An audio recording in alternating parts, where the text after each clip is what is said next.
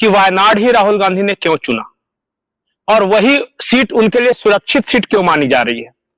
वायनाड की जनसंख्या होगी मुश्किल से 5 लाख और उस 5 लाख में 50% के आसपास मुसलमान हैं और रेस्ट जो है उसमें से मेजोरिटी क्रिश्चियन है। हिंदू आबादी बहुत कम है। उसके बाद है उसका स्ट्रेटेजिक लोकेशन, वो बॉर्डर मिलता है कर्नाटका और तमिलनाडु के साथ। तो उस लोकसभा क्षेत्र को जब आप कवर करते हैं तो आपका एक्सेस कर्नाटका में भी पड़ता है, तमिलनाडु में भी आप पहुंच सकते हैं। और मैंने डेमोग्राफी बताई। अब एनआईए की एक रिपोर्ट है जो कि गृह मंत्रालय को भेजी गई है, 12-15 दिन पहले की एक रिपोर्ट है।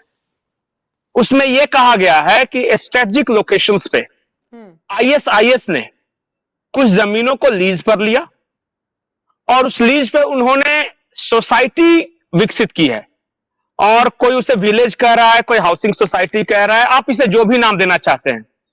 और 90-90 साल की लीज पर ली गई है। वो इतनी बड़ी बड़ी जमीन है कि उसे आप एक गांव तक बोल सकते हैं और उसे चारों तरफ से चारदीवारी कर दी गई है, गार्ड लगा रहता है और बाहरी लोगों को प्रवेश वर्जित है वहां पे। बाहरी मतलब कि अगर आप इंडियन हैं या फिर केरल के भी रहने वाले हैं तो अंदर नहीं जा सकते। और बताया यह जा रहा है कि मुसलमान भी, सभी मुसलमान नहीं जा सकते उसमें।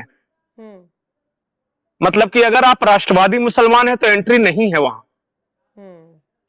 और एनआईए की रिपोर्ट कहती है कि कुछ संदिग्ध गतिविधियां हो रही हैं और एनआईए ने अपनी रिपोर्ट में उसे आईएसआईएस का गांव बताया है, आईसिस का गांव। और बड़े कायदे से पूरी रिपोर्ट में यह बताई गई है कैसे मलेशिया से पैसा आया, कैसे केरल में उस पैसे से जमीन ली गई लीज पर, या फिर यह बताया गया कि कोलंबो में, श्रीलंका के कोलंबो में एक चर्च पे हमला हुआ था, बम धमाका हुआ था और वहां जो धमाके करता है वो अशरफ करके नाम है उनका, और उसको माफ कीजिएगा, उसको इन लोगों ने, जो मोहम्मद अशरफ है जो कोलंबो चर्च के धमाके हुए थे उसके जो आरोपी हैं, उसको आइडल बना के रखा है अपना। अच्छा, जो इंस्पायरिंग फिगर। तो मैं ये कहना चाहता हूं कि संदिग्ध तो है और ये सब कुछ वहां हो रहा है जहां राहुल गांधी का वायनाड जो लोकसभा कंस्टिट्यूएंसी है। अब आपने पूछा है, आपकी आवाज नहीं आ रही शायद वहां से, एक बार चेक कीजिए।